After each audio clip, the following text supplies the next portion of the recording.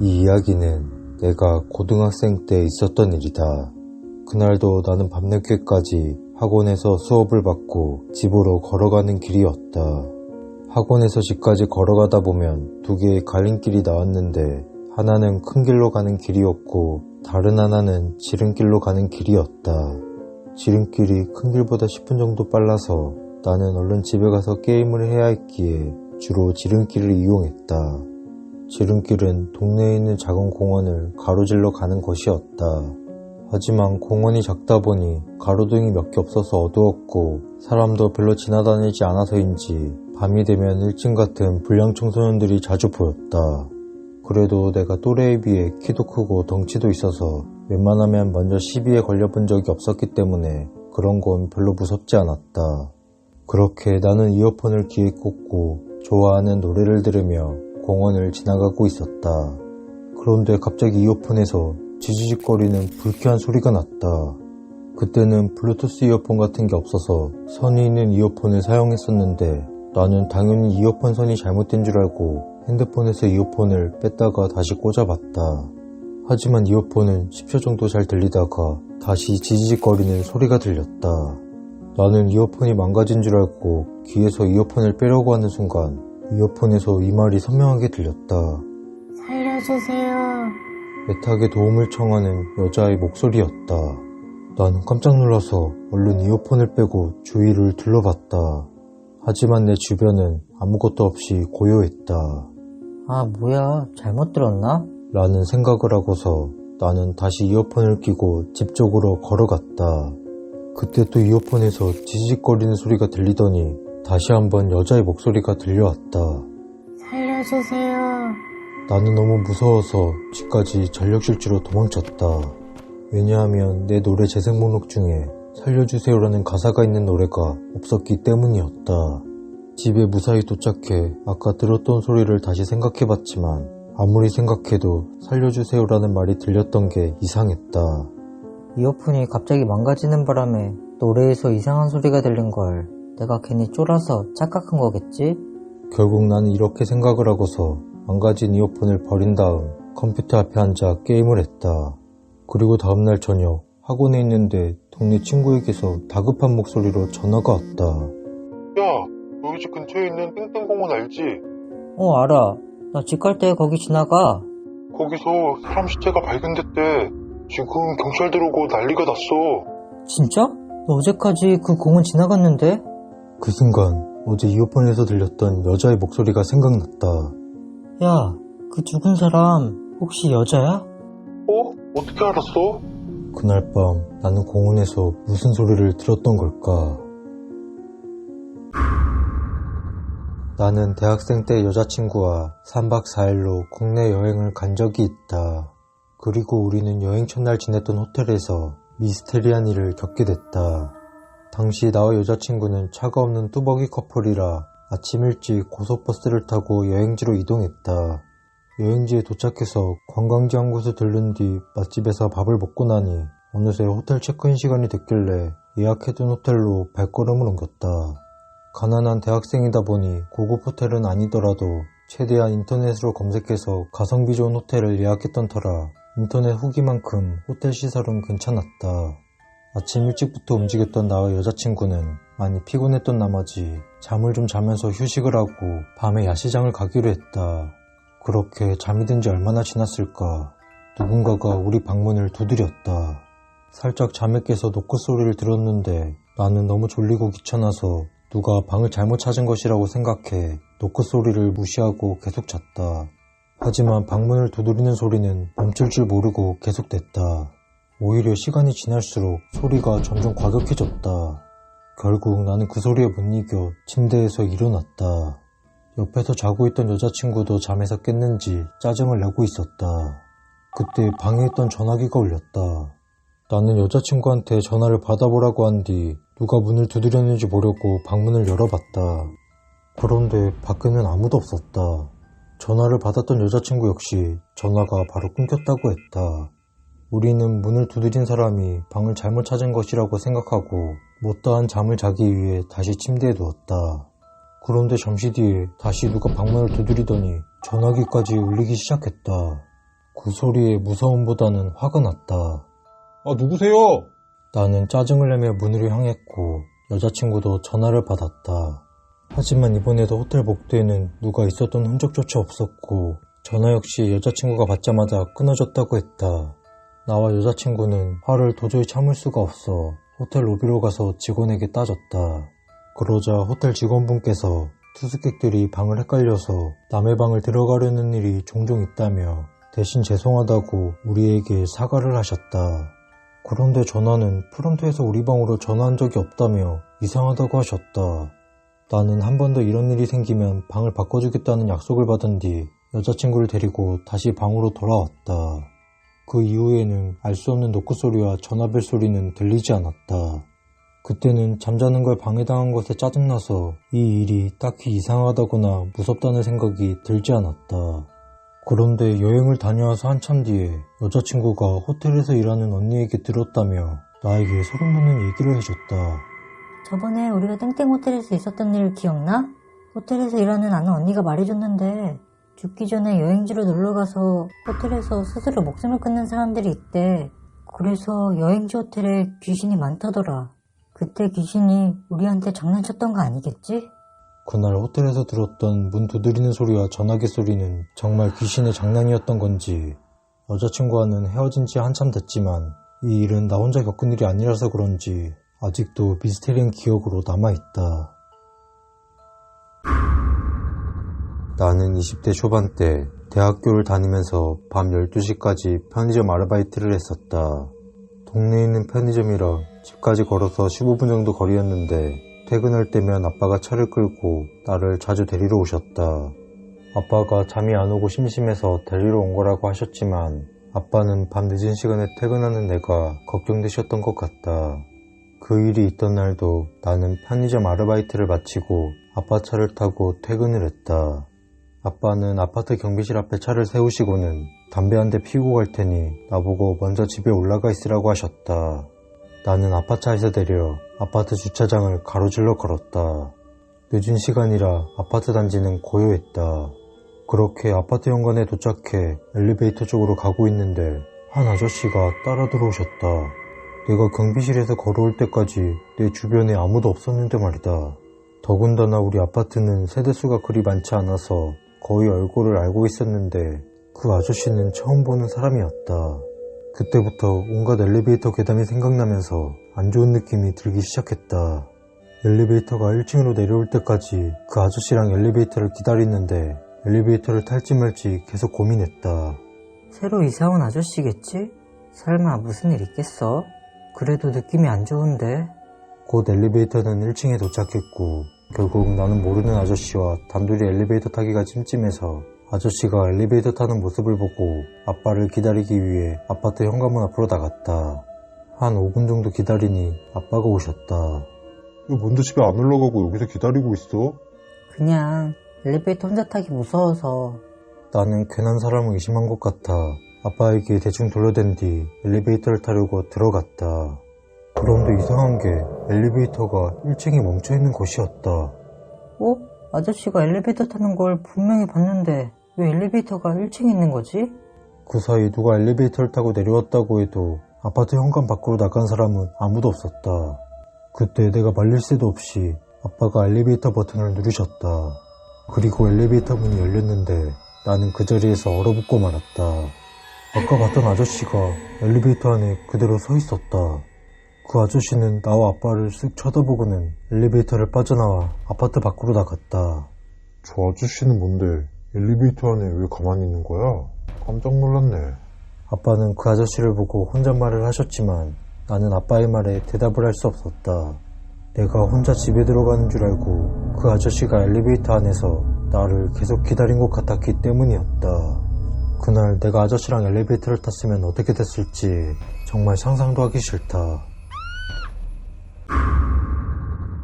내가 초등학생 때 열이 거의 40도까지 오르더니 토하고 설사하고 난리가 나서 병원에 입원을 한 적이 있었다. 내가 입원하게 된 곳은 나 혼자 지내는 1인 병실이었는데 아픈 것도 아픈 거지만 한창 친구랑 놀고 게임을 좋아할 나이에 병실에 하루 종일 누워만 있으려니까 너무 답답하고 심심했다. 그래서였는지는 몰라도 나는 이번 첫날 밤 꿈에서 처음 보는 사람들과 어딘지 모르는 장소에서 놀고 있었다. 너무 신나게 놀아서 내가 입원해 있다는 사실을 까맣게 잊을 정도였다. 그렇게 한창 재밌게 놀고 있는데 내 귓가에 이상한 목소리가 울려 퍼졌다. 이 꿈을 끝까지 다 꾸면 죽어. 나는 그 목소리가 들리자마자 눈이 번쩍 떠지면서 꿈에서 깼다. 시계를 보니 새벽 4시였고 옆에는 엄마가 보호자 침대에서 자고 있었다. 다시 잠을 자려고 해도 잠이 오지 않았고 그렇다고 하루 종일 내 옆에서 간호해주신 엄마를 깨우기도 뭐해서 나는 뜬 눈으로 밤을 보내야 했다. 그러면서 꿈 내용을 떠올려 보려고 했지만 어떤 사람들이랑 재밌게 놀다가 이상한 목소리에 깬 것만 기억날 뿐 내가 누구와 어디서 무얼 하면서 놀았는지 자세한 꿈의 내용이 전혀 기억나질 않았다. 그래서 처음에는 개꿈이겠거니 하고 대수롭지 않게 넘겼던 것 같다. 그런데 이게 시작이었다. 그날부터 잠을 자면 신기하게도 전날 꿨던 꿈을 이어서 꾸는 것이었다. 꿈에서 깼을 때는 꿈 내용이 기억도 잘 안 나더니 꿈을 꾸자마자 다시 생생하게 기억나면서 나는 그 사람들과 신나게 놀고 있었다. 마치 깨어있는 동안 시간이 멈춰있다가 꿈속에 들어오자 재생 버튼을 누른 것처럼 전혀 이상할 것 없이 시간이 가고 있었다. 하지만 그 꿈의 마지막은 늘 똑같았다. 이 꿈을 끝까지 다 꾸면 죽어. 내 귓가에 정체불명의 목소리가 들리는 순간 나는 눈이 떠지면서 꿈에서 깨어났다. 그리고 시계를 보면 항상 새벽 4시 정도였고 바로 그 꿈을 이어서 꾸고 싶어도 잠이 다 깨버려서 잠이 오지 않았다. 뭔가 이상하다고 생각하긴 했지만 어렸을 때여서 그런지 꿈을 이어서 꾼다는 게 그저 신기할 뿐이었다. 나는 이 꿈을 입원하고서 거의 일주일 동안 꿨던 것 같다. 꿈속에서 모르는 사람과 놀다가 꿈을 끝까지 다 꾸면 죽는다는 목소리에 잠에서 깨면 언제나 그렇듯 시간은 새벽 4시가 넘어 있었다. 처음 며칠은 신기했지만 꿈이 일주일 동안 계속 이어지자 나는 정말 이 꿈을 끝까지 다 꾸면 죽을 수도 있다는 무서운 생각이 들기 시작했다. 왜냐하면 매일 새벽에 깨서 숙면을 취하지 못하니까 건강 상태가 좋아질 생각을 하지 않았다. 담당 의사 선생님도 나를 체크하실 때마다 괜찮아질 때가 됐는데 이상하다고 하셨다. 그래서 나는 걱정하는 엄마에게 이러한 꿈을 일주일 동안 꾸고 있다고 말씀드렸다. 엄마는 내 꿈 얘기를 듣자마자 느낌이 안 좋다며 바로 의사 선생님한테 가셨다. 그리고 나는 병실을 옮기게 됐다. 이번에는 1인실이 아닌 다른 환자들과 같이 지내는 4인실이었다. 같은 병실에 나보다 2살 많은 형이 있어서 그 형이랑 장난감을 가지고 놀다 보니 심심하지 않아서 좋았다.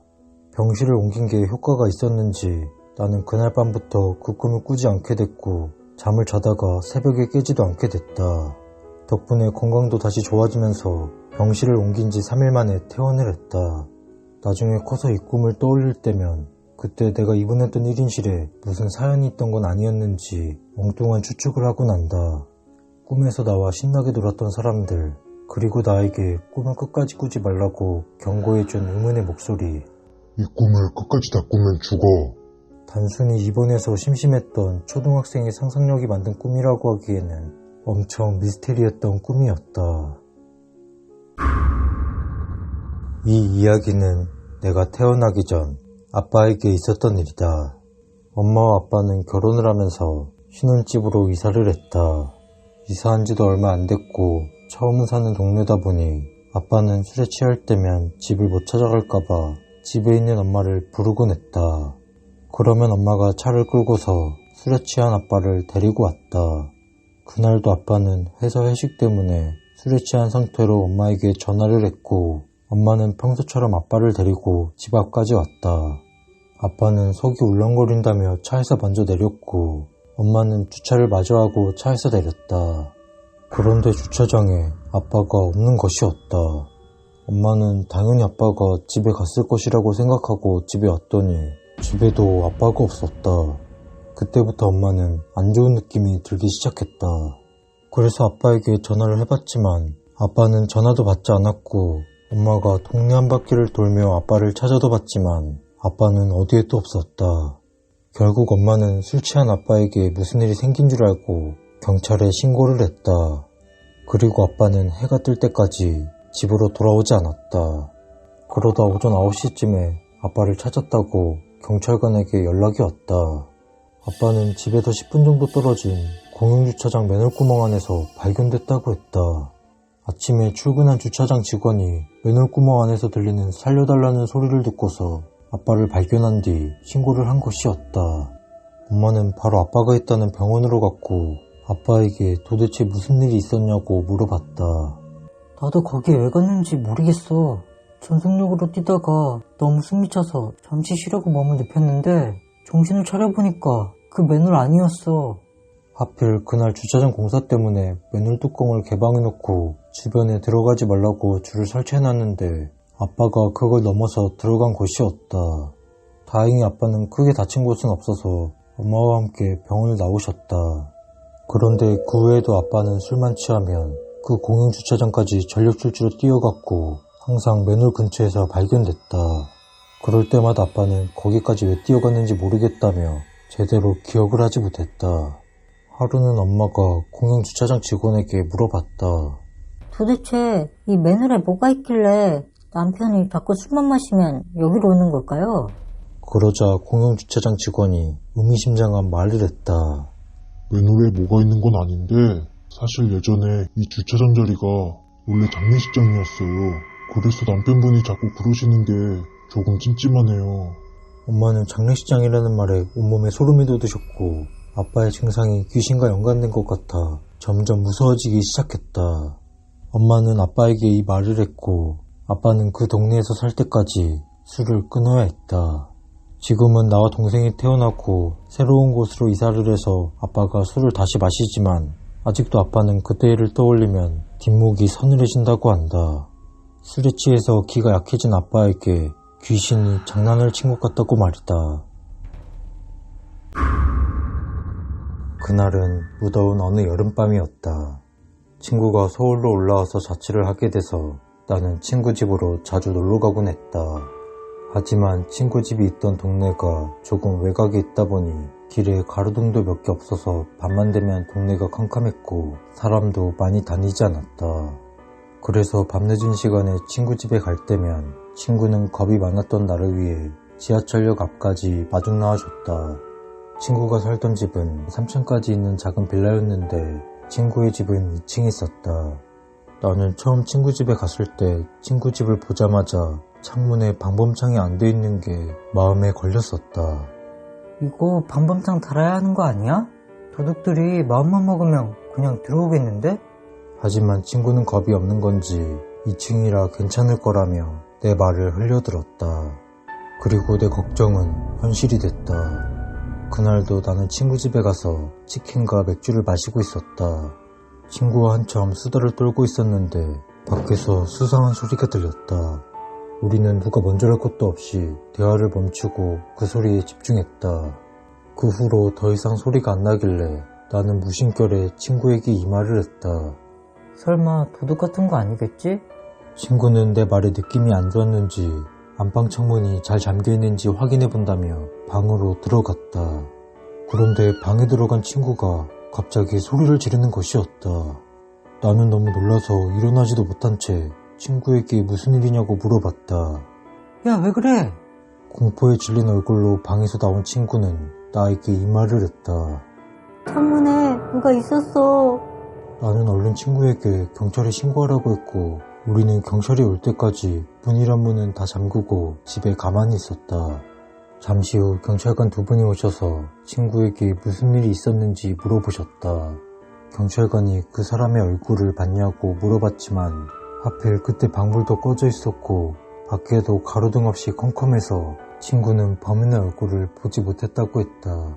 친구의 말을 다 들은 경찰관은 집 주변을 둘러보고 오겠다며 나가셨다. 그런데 얼마 지나지 않아서 경찰관 한 분이 확인해 볼 게 있다며 친구 집 안방 창문을 열어 밖을 보셨다. 그리고 먼지 쌓인 에어컨 실외기 위에 남아있는 발자국을 발견했다.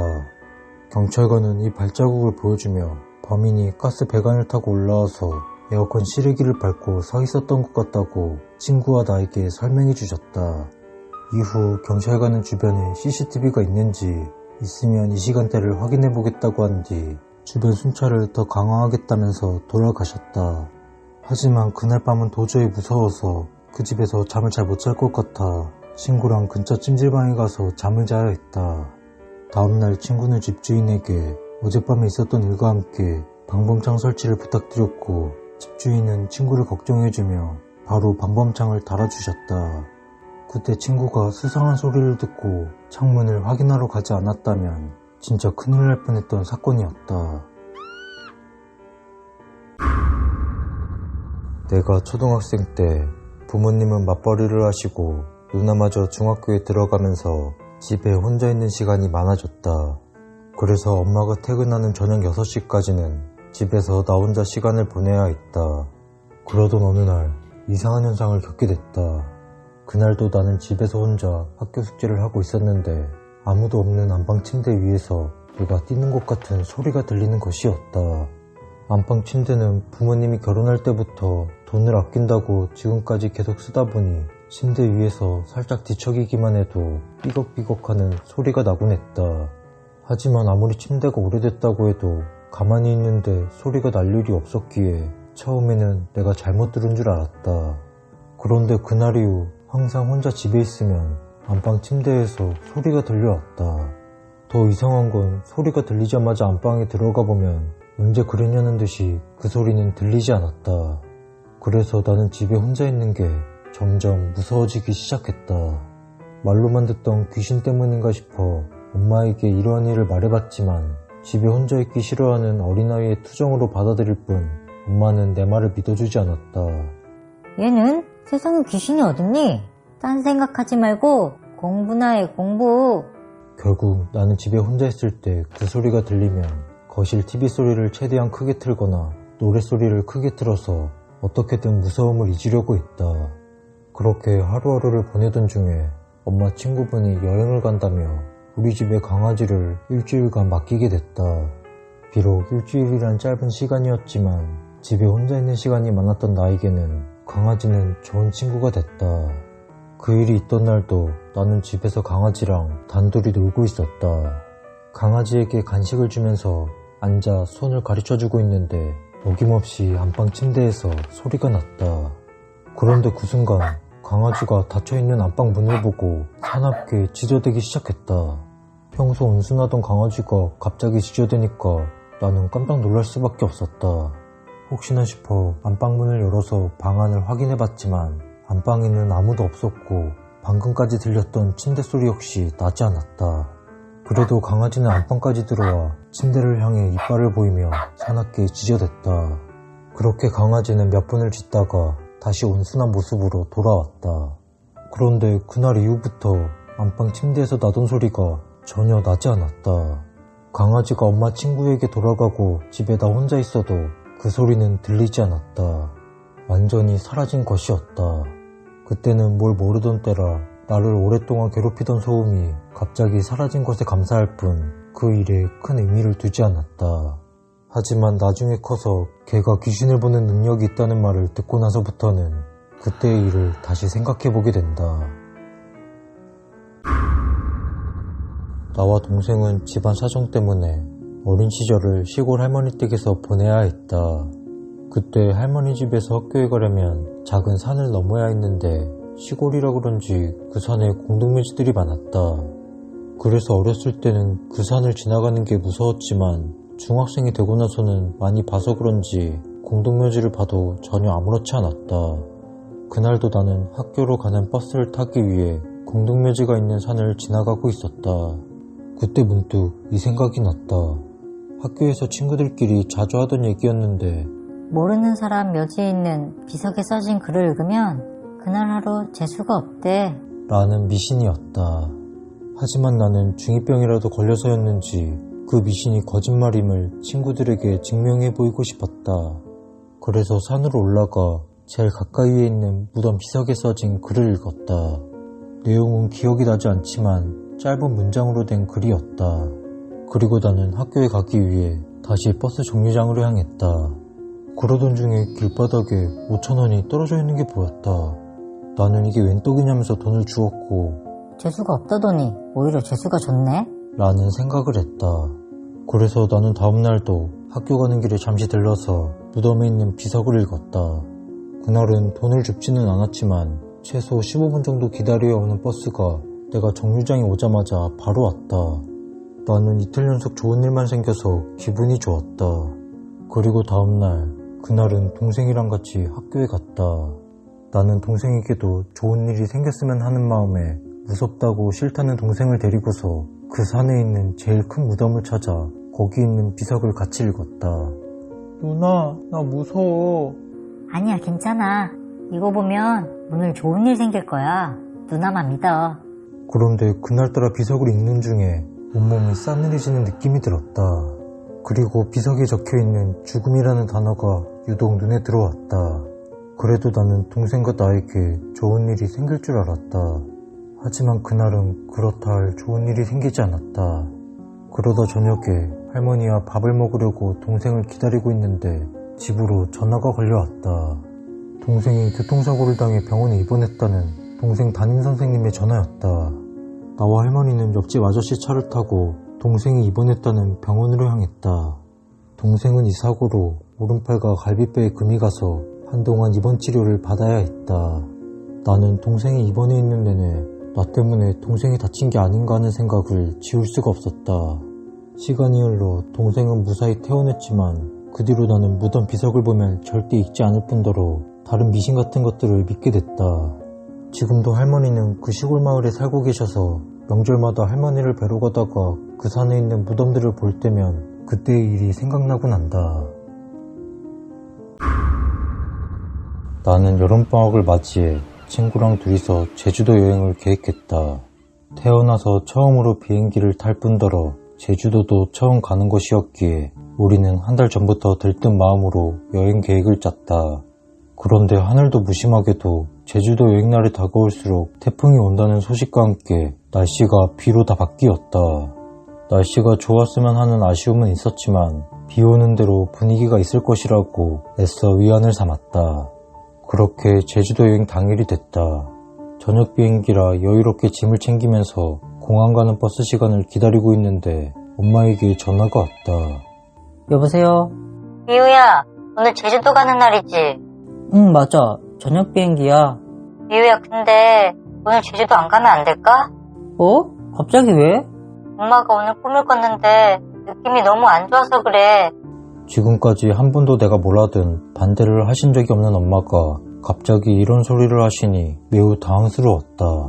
하지만 나 혼자 여행 가는 게 아닌 친구랑 같이 가는 것이었기에 여행 당일 취소는 친구에게도 민폐라 가지 말라는 엄마의 만류에도 나는 계속 여행을 간다고 했다. 아, 몰라. 나 제주도 갈 거야. 끊어. 그러자 엄마가 아빠랑 지금 갈 테니까 잠시 집에서 기다리라고 하시고서 전화를 끊으셨다. 그리고 1시간 뒤에 엄마와 아빠가 내 자취방으로 오셨다.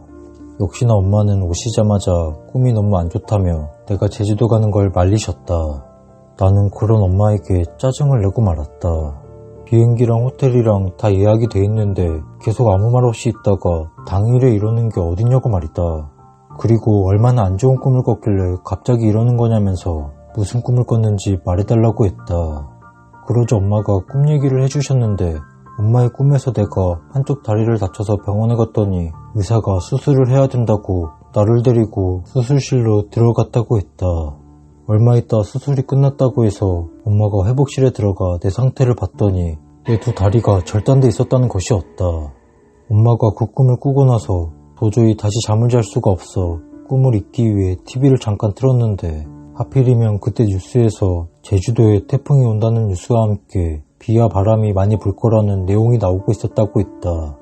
엄마는 그 뉴스를 보자마자 내가 오늘 제주도 가는 게 생각나셨고 불길한 꿈과 제주도의 안 좋은 날씨가 겹치는 게 예산 일이 아닌 것 같아서 제주도 가는 걸 말린 것이라고 하셨다. 옆에 있던 아빠도 친구 거랑 같이 비행기랑 숙소비를 줄 테니 제주도 가는 걸 취소하라고 하셨다. 결국 나는 부모님 말을 듣기로 하고 제주도에 같이 가기로 한 친구에게 바로 전화를 걸어 이러한 사항을 전했다. 그런데 친구가 자기도 안 좋은 꿈을 꿨다며 내가 괜히 찝찝해할까봐 말을 안 하고 있었다는 것이었다. 친구에게도 무슨 꿈을 꿨냐고 물어보니까 내가 꿈에서 산을 지나가다가 갑자기 나타난 뱀에 발을 물려서 온몸에 독이 퍼지는 바람에 고통스러워하다 죽었다고 했다. 나는 친구의 꿈 얘기를 듣고 엄마랑 둘이 짠 거 아니냐고 무섭다고 하고 그렇게 제주도 여행을 취소하게 됐다. 혹시나 그날 제주도 가는 비행기에 무슨 사고라도 났었나 싶어 뉴스 검색을 해봤지만 다행히 비행기 사고 같은 건 없었다. 그래도 내가 제주도에 가서 다칠 수도 있었기 때문에 그날 비행기와 호텔 예약 취소로 금전적으로 손해를 봤지만 친구와 나는 그때 안 가길 잘했다고 생각한다. 엄마와 친구가 같은 날 내가 다리를 다치는 꿈을 꿨다는 게 단순 우연치고는 뭔가 있을 것처럼 느껴졌기 때문이다.